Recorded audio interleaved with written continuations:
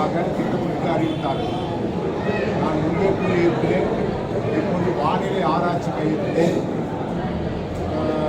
துரிதமாக மணிக்கணக்கிலே அளவெடுக்கக்கூடிய அளவுக்கு இப்பொழுது சாஃப்ட்வேர் அப்டேட் பண்ணப்பட்டது.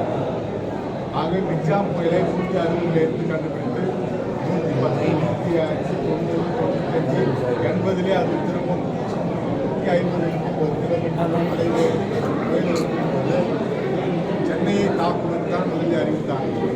அது 80-90 கிலோமீட்டர் வரும்போது சென்னையை தாக்காது, சுழற்சி வேறு மாதிரியாக இருந்தது, ஆந்திராவுக்கு தெரிந்தார்கள். எத்தனை மணி நேரம் மழை பெய்யுவது கூட கணித்து சொன்னார்கள்.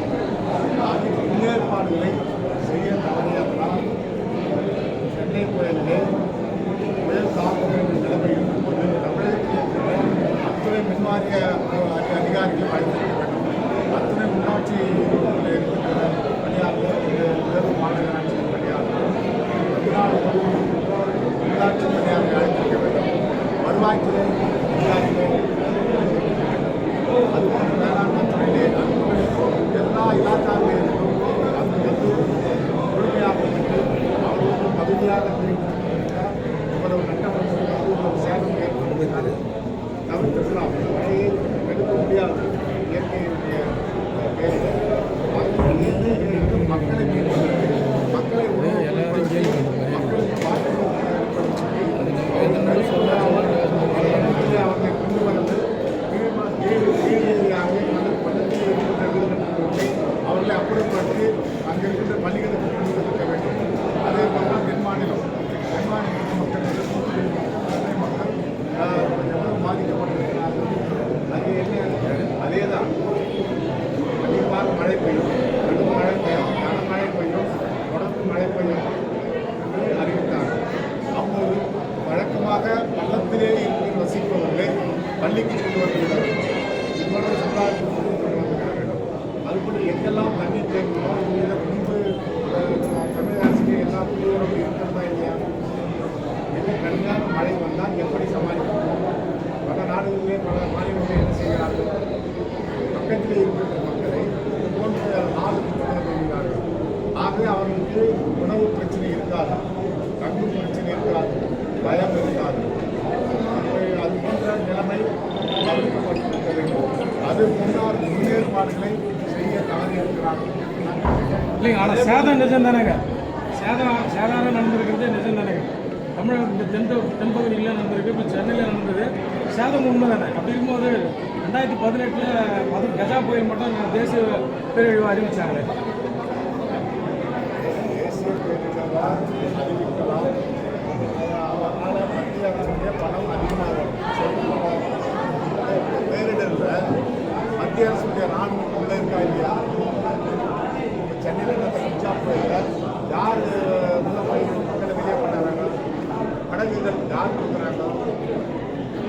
ராணுவம் யார் மக்களை துறையில் ஒரு சில பண்ணுறாங்க.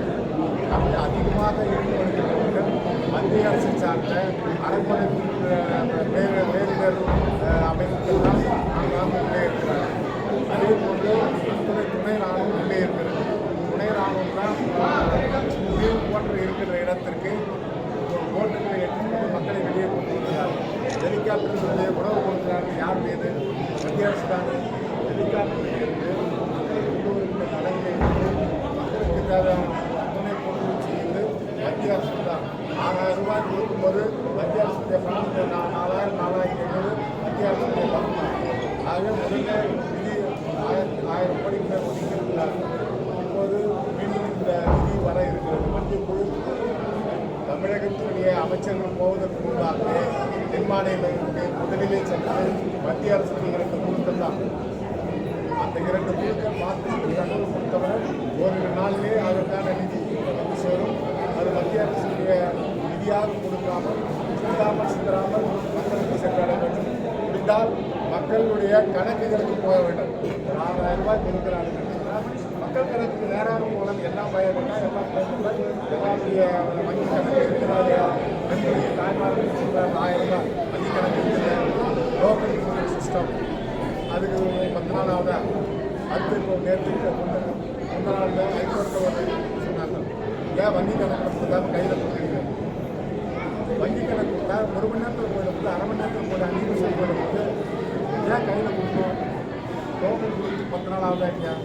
அந்த பணம் வாங்கிறதுக்கு மக்கள் எவ்வளோ கஷ்டப்படுறாங்க.